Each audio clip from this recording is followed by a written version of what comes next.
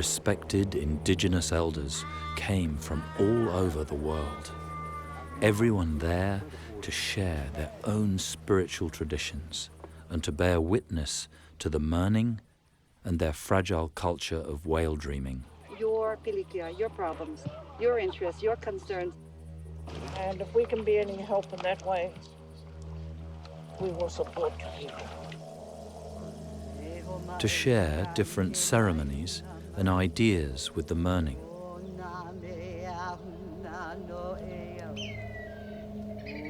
From Hawaii, Pua Mahoi represented the spirituality and aloha of the islands.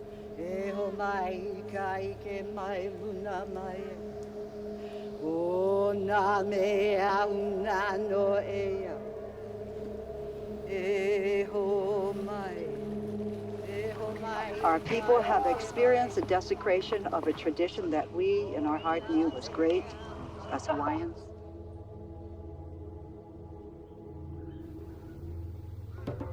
From the Bashi people in the Congo, Kikoza Kajangu, a wisdom poet, a scholar, and a carrier of African wisdom, called in the ancestral spirits with the medicine of the drum to bring unity and blessings to the gathering.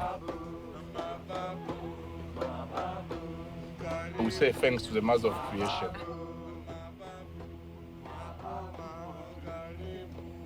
And the drum hopefully will help them to find their way here. They will hear our sound. Native American grandmother, Patricia Diazis, shared her vision of the times we were living in. The elders have said this is a time of, as we say in my language, Danila Wega. It's a time of coming together.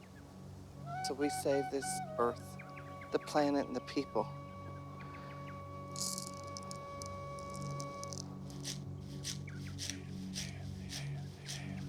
Roy Littleson, an Indonesian who lived with Hopi elder Titus Koimai Tumpewa for over 7 years, shared ceremonies and rituals with us around the fire. What is eternal is our spirit, and that's what we have in common. And when we meet, let's recognize each other by our spirit. Over the 7 days, he guided us in the building of a medicine wheel, a 5,000-year-old global indigenous healing system, teaching the virtues of its unifying principles.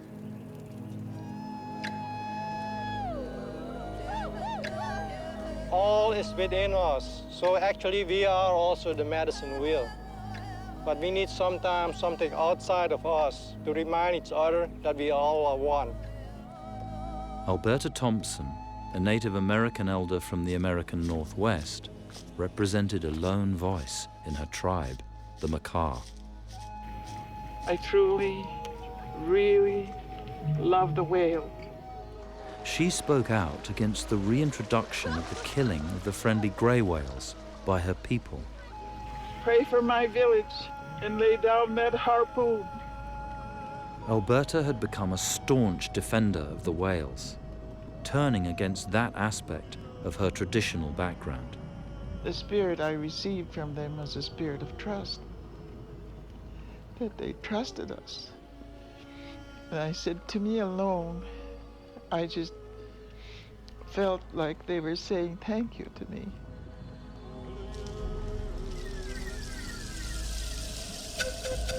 From the last remaining high cloud forests of Colombia came a representative of the Ua people, Siraku Tegria, with my friend and translator, Terry Freitas.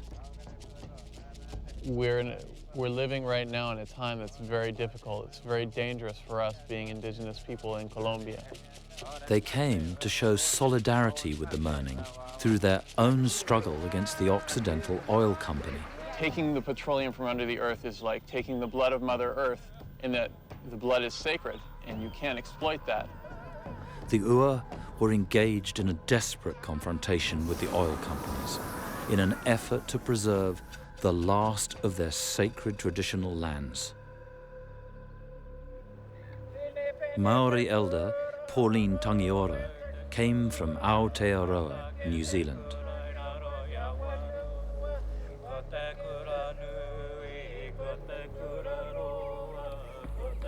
That was the only thing the European knew. Disunite our tribal people. And you kill off a people completely. Long-time activist for disarmament, peace, Indigenous and women's rights, through her Maori culture and connection to the legends of the whale riders, Pauline shared with us this deep spiritual bond. The whales have uplifted us to realise, hey, we're here. We're not going to go away unless you want to destroy us. You destroy us, you'll destroy humanity.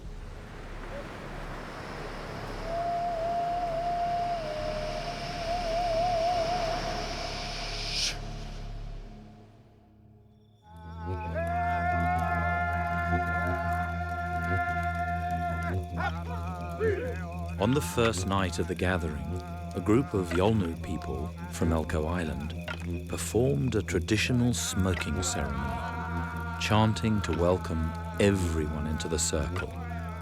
They were from the far north and represented Indigenous Australia as a language group who still had full traditional ceremony and ritual, as totemic people of the whale. Elder Barmulla led the ceremony.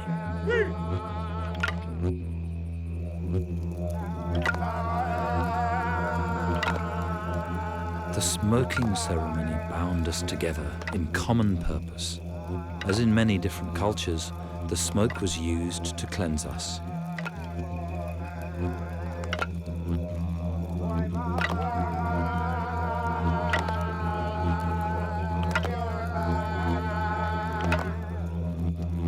We've been waiting for this gathering for a long time now, and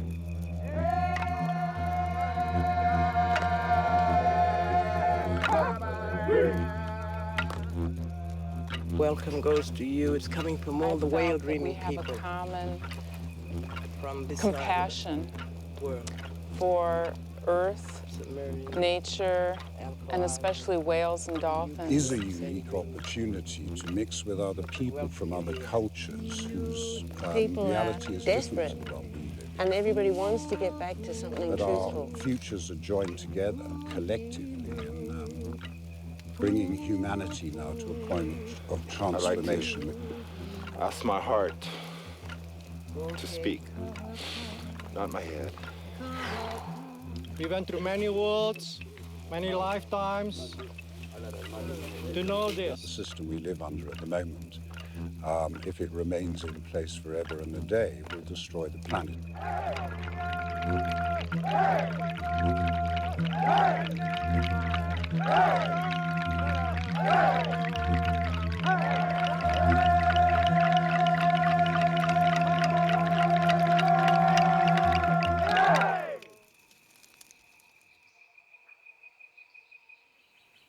In the following days, many stories were shared, many different issues were discussed.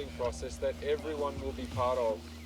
The position we find without many of our tribes being landers is due to the Christians who came with their Bibles. They came with the Bible in one hand and took the land with the other. The main focus quickly became the loss of the Murning's own traditional land and their fight to be recognized as a people. Historically, all over the world, governments have created divisions between tribal groups, most often to gain access to the natural wealth of the land. Kim experienced it for himself when filming in Arizona, the US government-backed genocide of the sovereign Diné Nation. This coal mine back here, it does not respect the rights of my family and the people around it. Where our Aboriginal home ground is being under siege by the US government and the mineral corporations. these man-made conflicts, inspired by greed, are the cause of untold human suffering the world over. Our fight is a political one. I can go on all night Discussing the and tell you politics about of this. land rights began to overshadow the expectations of most of our international guests. They had come to witness the Mirning calling the whales from their traditional place, Mirranagu, the place where I had experienced so much magic with the whales and bunny in my previous visits. This most sacred place to the Mirning is now called the Head of the Bight and is managed by the Anangu, who had been moved by the government onto the traditional Mirning country.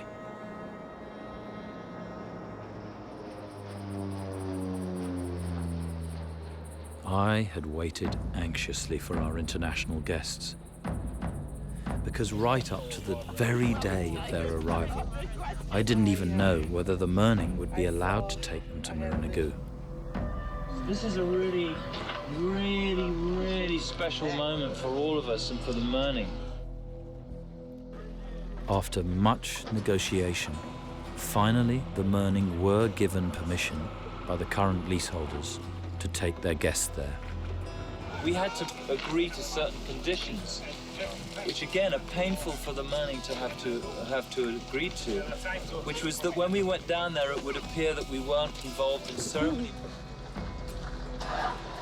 So, after an anxious 20-minute drive across the Nullarbor, we arrived at the whale dreaming place, now known as the Head of the Bight, and the traditional owners proudly led the way to their Mirranagu.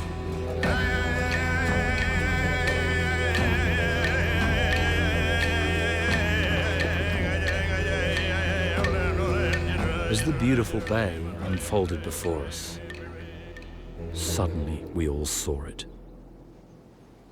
A platform for paying tourists where Bunna and I had stood together in the years before, drilled into Mirranagu, the most sacred whale dreaming site to the Mirning. I had to hold myself back from, because I was, felt like I was going to cry. It was unknown to us. Us Mernings knew nothing about it. So why did they go ahead and do that? Tell you what, I think we all started, all felt like crying when we saw that. But all they want is a bit of respect for that sacred place along the Bight that belongs to the Mirning people. And I know the Mirning people were feeling very sad. I had the feeling there were whales out there. So I sent out to Karanga. And then suddenly, up came the whales.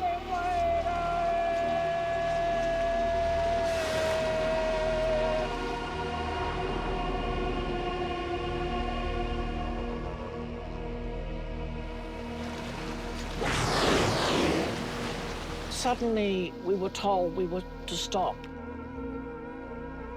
I was very perplexed that I would have thought that the people there who were in charge would have been so thrilled to be a part of that. I felt devastated not being allowed to do any ceremony at our sacred place.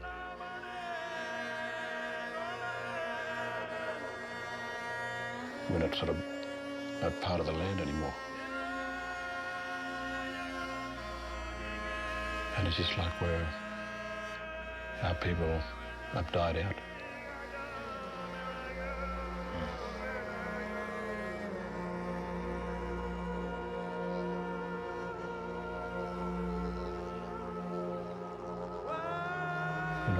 We lost our dreaming, and it's just like losing your friendship and your connection with the whale. Ngachunga Jumba, Mandrai, I'd like to say farewell to our sacred place.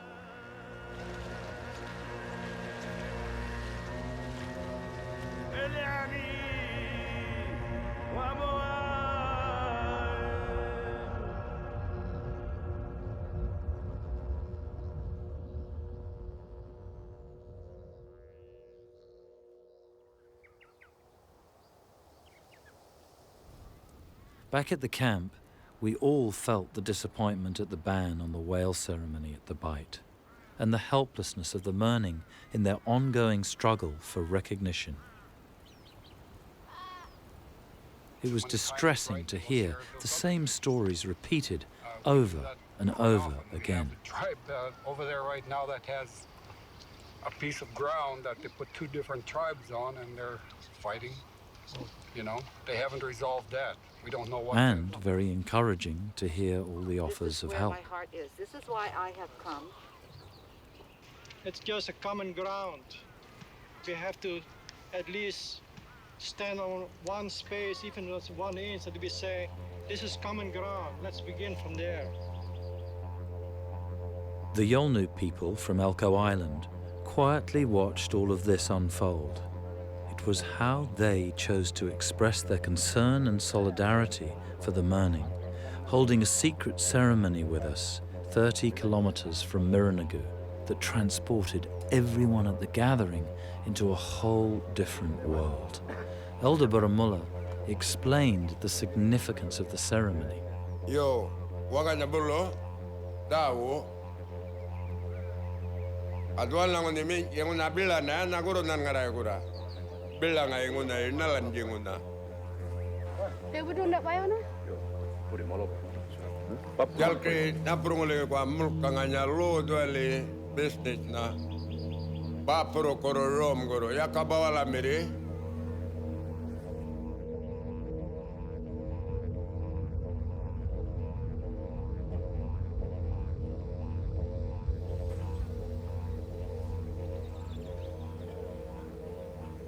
It was amazing to see my family watching the whale tail being painted on my chest.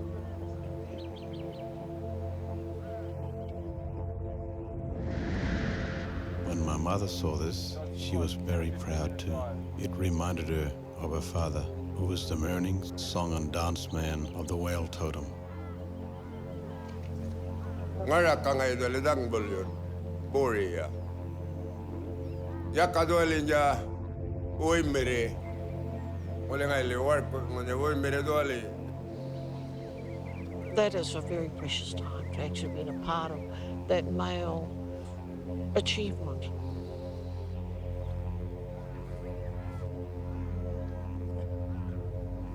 It was a great honor to be a part of this symbolic initiation. And as Baramulla and his people painted us up, I felt it really brought everyone together. And it gave me an insight into how it feels to prepare for traditional ceremony with the whales.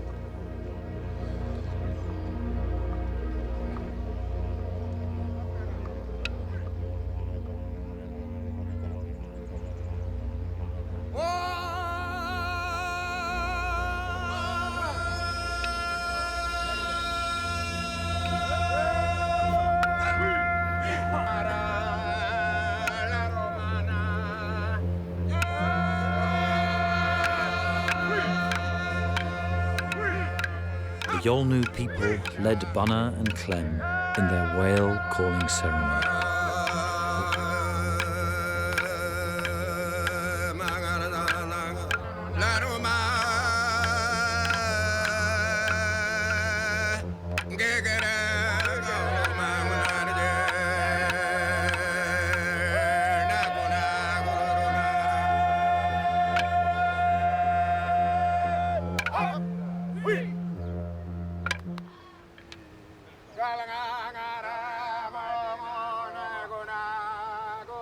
Suddenly, Baramulla and the others started pulling away from the edge of the cliff.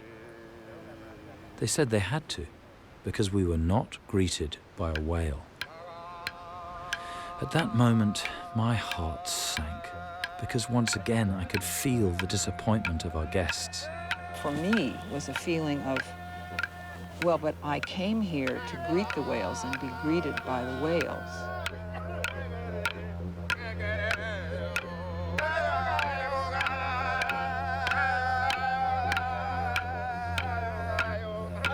And then someone let out a jubilant cry. I could feel the whale in the sea. I could feel him. It was like magic, you know, it was like magic. It was really so lovely, you know?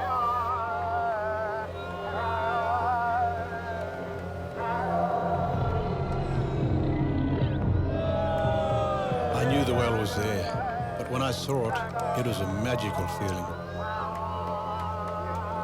I could feel the kindness and the friendship from the whale.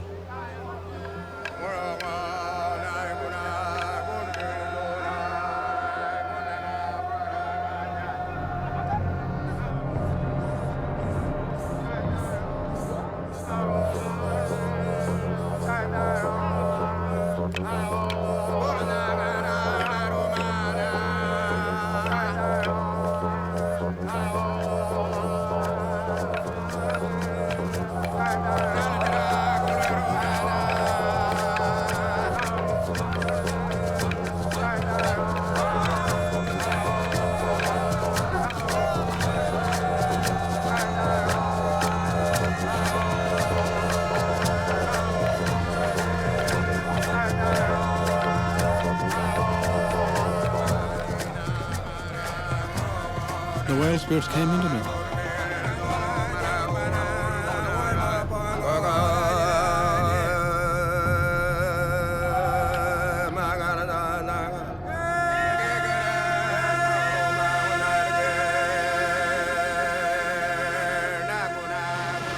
The return of these whale dreamers was witnessed by us all. The reconnections with their totem, the whales, secure.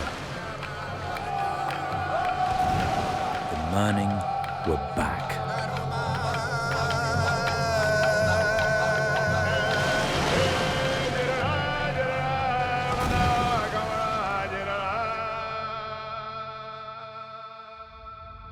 But what did this ceremony of reconnection with the whales, Murning dreaming, and the gathering itself mean to the international guests? Who will ever forget these days and nights?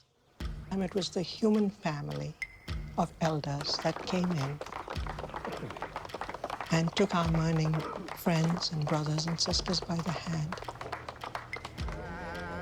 And that's what we did. We had a culture camp on the land again. With so many different traditions and cultures represented at the gathering, to begin with, it was really difficult to find the common threads that bound us together. I have some difficulty here, standing here at the moment. And then magic happened.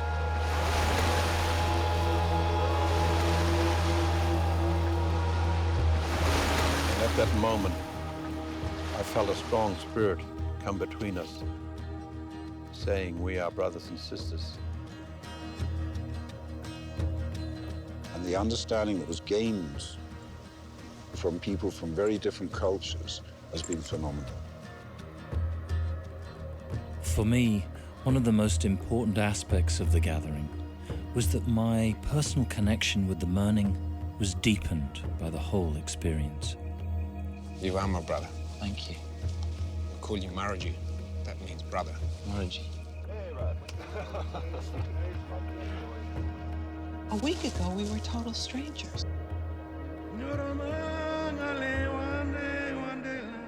When I saw everyone put the stone down around the peace wheel, tears came to my eyes to see all different cultures. All the hearts into one. Yeah, but first we had to separate.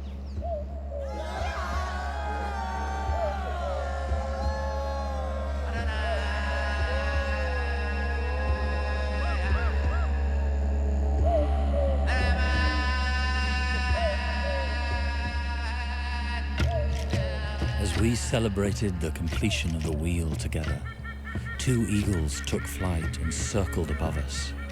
2 pathways appeared in the sky, emanating from Miranagu, the head of the Bight. What I saw happening is that the spirit of the land came back, the spirit of the people. The eagles for us are the most powerful bird. There are places around the world where we're allowed to see and to know that we're blessed. And I really felt that was a blessing on the Mirnan people and the work you were doing. We are everything. And we come here to remind each other that we are one.